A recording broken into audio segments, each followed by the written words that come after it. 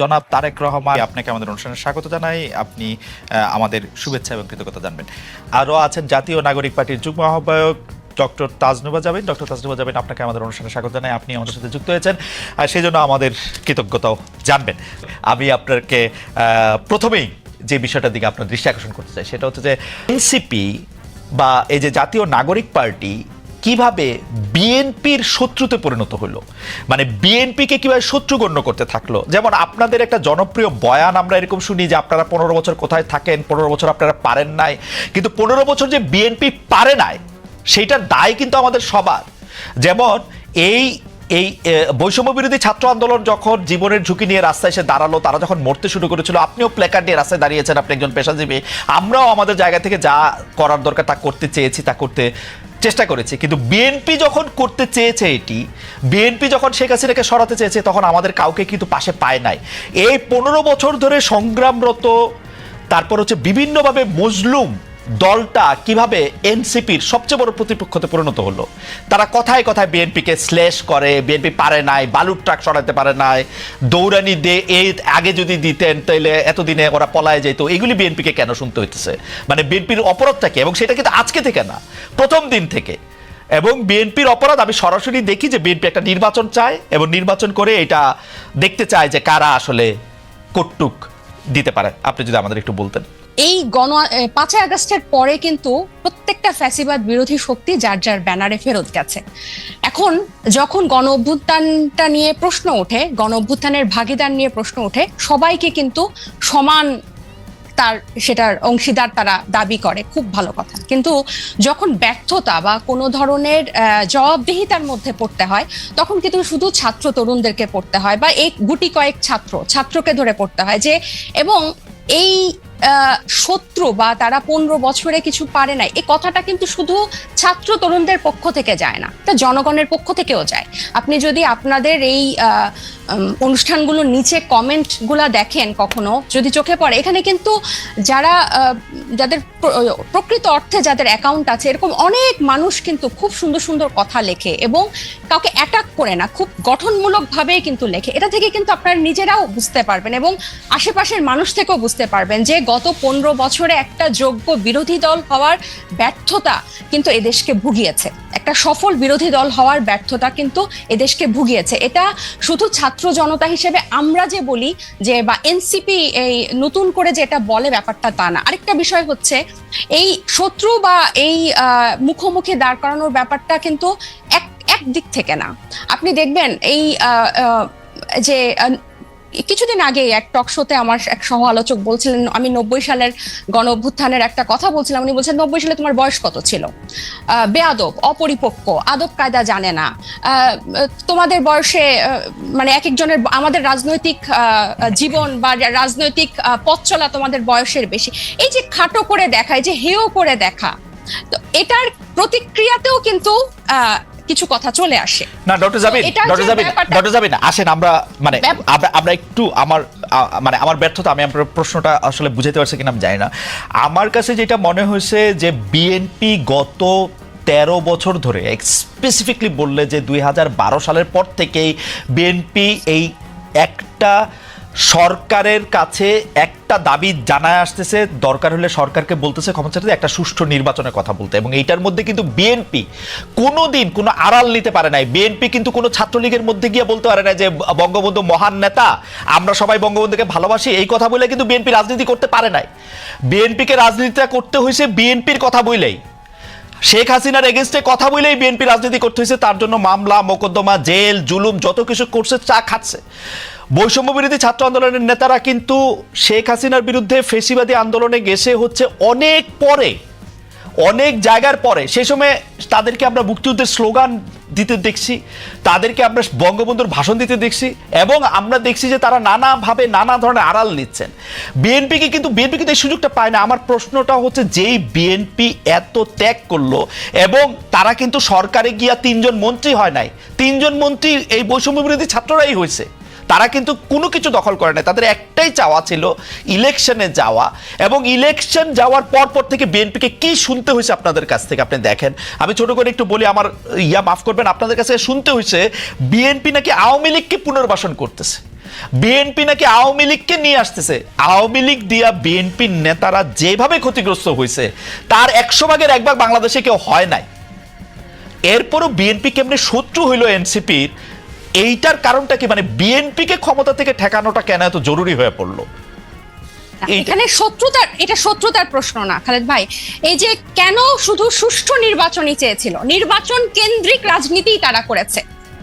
এই যে হাসিনা কিভাবে এই 3টা অবৈধ নির্বাচন করে ফ্যাসিস্টের সাম্রাজ্য টিকে রেখেছিল, তাদের রাজনীতিটাই ছিল নির্বাচন কেন্দ্রিক। কারণ নির্বাচন হলেই শুধু গণতন্ত্র হবে, গণতন্ত্র ফিরে আসবে, এটা তাদের একটা রাজনৈতিক একটা চালের, এটা বা তাদের কি বলবো আমি, পরিকল্পনার ভুল বলবো, যে তারা সবসময়, আপনিই বলছেন যে তারা সবসময় সুষ্ঠু নির্বাচনই চেয়েছে।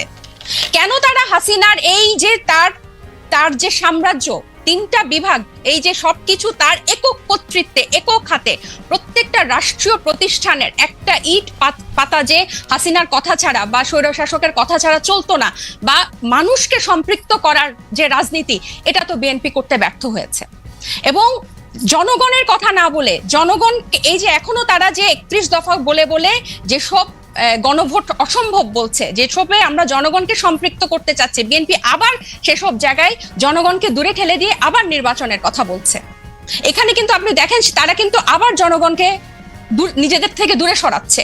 জনগণ কিন্তু তাদেরকে চাচ্ছে, এবং তারা একটা প্রতিষ্ঠিত রাজনৈতিক দল, তারা নির্যাতিত রাজনৈতিক দল। আপনি নিজেই বলছেন যে তারা সব সময় সুষ্ঠু নির্বাচন চেয়েছে।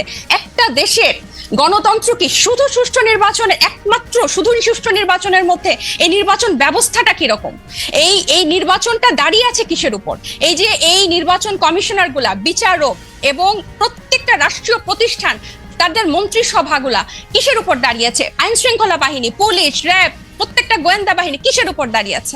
এগুলোর সংস্কারের কথা, এগুলোর বিরুদ্ধে কথা, প্রত্যেকটা সবসময় তাদের একটা উপর দিয়ে কথা, যে চেষ্টা করা হবে, পরিবর্তন করা হবে, কিন্তু স্পেসিফিক্যালি উপায়টা কি, পথটা কি, তারা জনগণের কাছে সেটা পরিষ্কার করে না। যেটা ছাত্র জনতা বা এখন পরবর্তীতে হয়েছে, হয় আন্দোলনটা কোটা বিরোধী আন্দোলন দিয়ে শুরু হয়েছিল, এবং সব সময় কিন্তু এটা তো বাংলাদেশের ইতিহাসে প্রথম না, একটা দিয়েই শুরু হয়েছিল। কিন্তু এই পুঞ্জীভূত যে স্বৈরশাসকের 15 বছরের যে পুঞ্জীভূত ক্ষোভ, সেটা কিন্তু প্রকাশিত হয়েছে একটা সিস্টেম, একটা ধাপ পেরিয়েই কিন্তু সেদিকে গিয়েছে। এবং আমি একটু বলি, এবং বিএনপিকে যে এই শত্রু মনে করা না, আমরা কিন্তু চাচ্ছি বিএনপিকে জাতীয় ঐক্যমত্য নিয়ে আমরা একসাথে সবাই মিলে আমরা ঐক্যমতে পৌঁছাই সংস্কারের বিষয়ে, যে মৌলিক কিছু সংস্কার হোক, তারপর নির্বাচন যে 2টা টাইম লাইনে আছে তার মধ্যেই হবে, এবং প্রত্যেকটা দল, নিবন্ধিত দল সেখানে অংশগ্রহণ করবে। এবং বিএনপির কেন্দ্রীয় নেতৃত্বের নিয়ন্ত্রণ স্থানীয় পর্যায়ে নেই। আমরা প্রশ্নটি এমনভাবে করতে চাই যে একই বিষয় কি এনসিপির জন্য সত্য না? এনসিপির কি সব জায়গায় নিয়ন্ত্রণ আছে? জামিন, আপনি শুনছেন কিনা আমি জানি না, মনিয়াপা শুনছেন কিনা আমি জানি না, আমি তো শুনছি এনসিপির পরিচয় দিয়ে স্থানীয় পর্যায়ে বহু লোক বহুভাবে চাঁদাবাজি করছে, বহু লোক বহুভাবে এনসিপির পরিচয় দিয়ে, সমন্বয়ক পরিচয় দিয়ে, আহ্বায়ক পরিচয় দিয়ে বহু লোক বহুভাবে চাঁদাবাজি করছে। এইটা আপনি এটাকে কিভাবে দেখেন? আর বিএনপির মানে বিএনপির কি প্রবলেম, সেটা নিয়ে এনসিপির বিবৃতি দেওয়ার কারণ কি? মানে এইটা এটা এটা এটা এইটা আপনি কি আসলে কিভাবে দেখেন? আসলে বিএনপির কারো দ্বারা যদি কেউ আক্রান্ত হয়, সে আইনের ব্যবস্থা নিতে পারে। আপনারা একটি রাজনৈতিক দল হয়ে আরেকটি রাজনৈতিক দলের কোথায় নিয়ন্ত্রণ আছে, কোথায় নিয়ন্ত্রণ নাই, সেটি বলার কারণ কি আসলে? কিছুদিন আগে প্রথম আলোর একটা জরিপ আমি একটু দৃষ্টি আকর্ষণ করতে চাই, যেখানে 7ই আগস্ট 2024 থেকে 31শে মার্চ 2025 পর্যন্ত একটা রিপোর্ট প্রকাশিত হয়েছিল বিএনপি এবং তার সহযোগী অঙ্গ সংগঠনের অপরাধের একটা তালিকা, যেখানে আর্থিক এবং মৌখিক সহিংসতা মানে হুমকি, চাঁদাবাজি, এটা ছিল 372টা, এবং শারীরিক সহিংসতার রেকর্ড ছিল, মানে মারামারি, সংঘর্ষ, সেটা ছিল 488টা, এবং মৃত্যু 70টা। এবং এছাড়াও আপনারা জানেন যে হাতিয়ায় আমাদের হান্নান মাসুদের উপর সংঘর্ষ হয়েছে, হামলা হয়েছে। এবং প্রত্যেকটা জায়গায় আপনি যে বললেন এনসিপির অসংখ্য প্রতিনিধি করছে। আমাদের কিন্তু এনসিপির একটা আহ্বায়ক কমিটি ছাড়া আর কোনো জায়গায়, আমাদের নাগরিক কমিটির বিভিন্ন কমিটি ছিল, কিন্তু এনসিপির কোনো জায়গায় এখনো কোনো প্রতিনিধি দেওয়া হয় নাই বা কমিটি দেওয়া হয় নাই।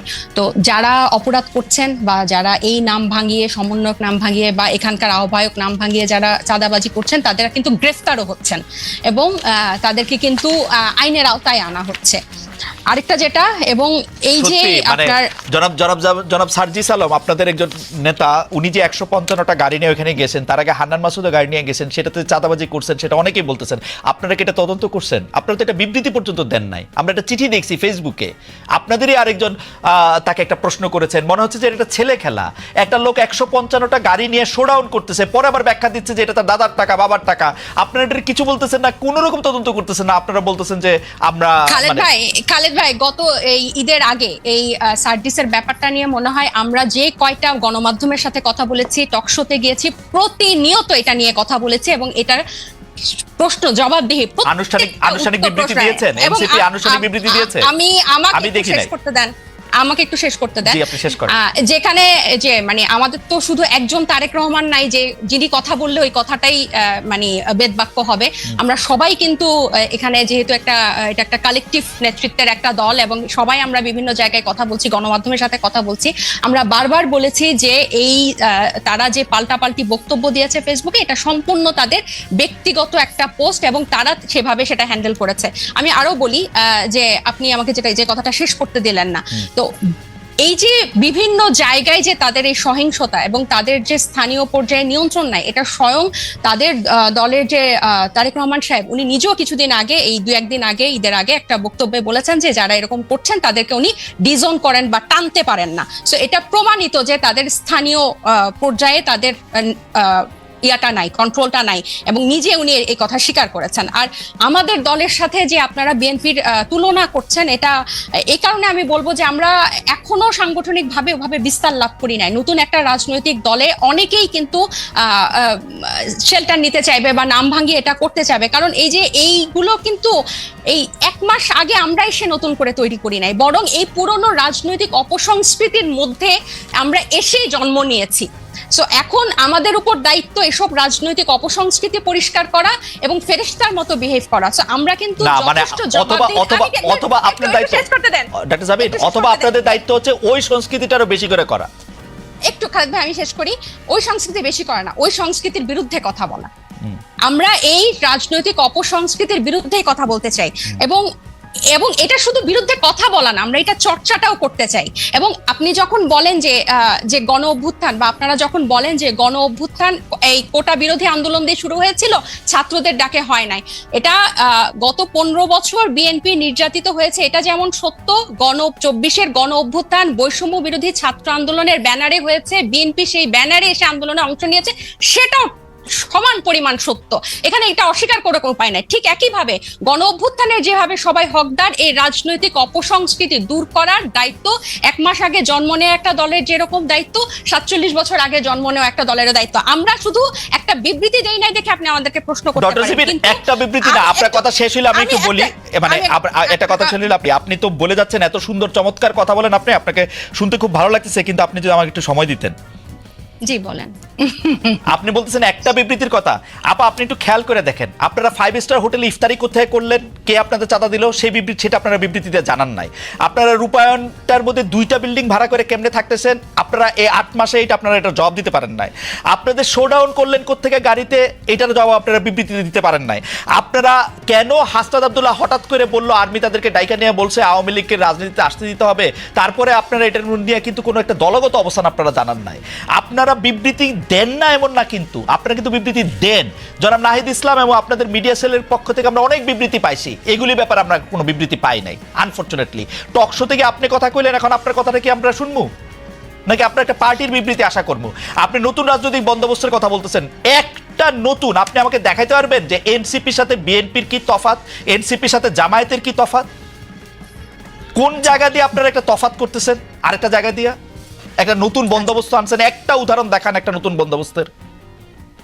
আচ্ছা খালেদ ভাই, বিবৃতি দিয়েই যদি এসব অপসংস্কৃতি বা এসব ব্যাপার থেকে মুক্ত হওয়া যেত তাহলে বোধহয় বিবৃতিই দেওয়া হতো। আমরা কোন কোন বিষয়ে বিবৃতি দিয়েছি আপনি নিশ্চয়ই সেটা যেহেতু খেয়াল করেছেন, আপনি খেয়াল করে থাকবেন। এইসব ব্যাপারগুলা বিবৃতি দিয়ে দায়সারা ভাবে ফেরানো যাবে না, এগুলোকে জনগণের কাছে পরিষ্কার করতে হবে। এবং অর্থনৈতিক স্বচ্ছতা আমাদের রাজনৈতিক দল জন্ম নেওয়ার আগে থেকে আমাদের অন্যতম প্রায়োরিটি। শুধু বাংলাদেশে কোনো রাজনৈতিক দলের এই গত 53 বছরের রাজনৈতিক সংস্কৃতিতে অর্থনৈতিক স্বচ্ছতা কখনো কোনো রাজনৈতিক দল দেখায় না। এবং আমরা জন্ম নেওয়ার আগে থেকেই এই আলোচনা, আপনি যে 8 মাস বললেন, জন্ম নিয়েছে 1 মাস আগে, এর আগে থেকে আমরা যখন এই প্রক্রিয়ার মধ্যে ছিলাম, এটা ছিল আমাদের অন্যতম প্রায়োরিটি। আপনার একটা জিনিস, একজন ব্যক্তি একটা রাজনৈতিক দলের একজন দুজন কিছু করবে, সেটাকে ডিফেন্ড করে একটা বিবৃতি দিয়ে কিন্তু ব্যাপারটা থেকে দায়সারা হওয়া যাবে না। বরং আমাদের হোমওয়ার্কটা হচ্ছে, আমাদের কর্মযজ্ঞটা হচ্ছে এই জিনিসটা কিভাবে স্বচ্ছভাবে মানুষের কাছে পরিষ্কার করা যায়, যাতে এটাই হচ্ছে আমাদের বিএনপি এবং জামাতের থেকে আমাদের পার্থক্য। বিএনপি এবং এই যেসব রাজনৈতিক দল স্টাবলিশ ছিল, তারা কি শোডাউনের রাজনীতি করে নাই? তারা কি পেশি শক্তি দেখায় নাই? তারা কি আর্থিক প্রভাব প্রতিপত্তি দেখায় নাই বিভিন্ন জেলায়? এটা তো আপনি অনেক অভিজ্ঞ, আপনি অনেক বছরের আপনার অভিজ্ঞতার। আমি বলি, আমাকে শেষ করতে দেন যে এখন এটা থেকে আমরা ডিফারেন্ট কিভাবে হব, যে এগুলোকে আমাদেরকে চেক করতে হবে। বিবৃতি দিয়ে কিন্তু এখান থেকে দায়সারা ভাবে আমরা মুক্তি পেতে পারবো না। এগুলোকে আমাদের অ্যাড্রেস করতে হবে, এগুলোকে ফ্লেক্সিবল করতে হবে, কিভাবে জনগণের কাছে পৌঁছানো যায়। এবং এই ইফতারের কথা এবং রূপায়ণ টাওয়ারের অর্থের কথা আমরা বারবার বলেছি, সেটা টকশো অন্যতম মাধ্যম বাংলাদেশের পরিষ্কার বিবৃতি দিতে কি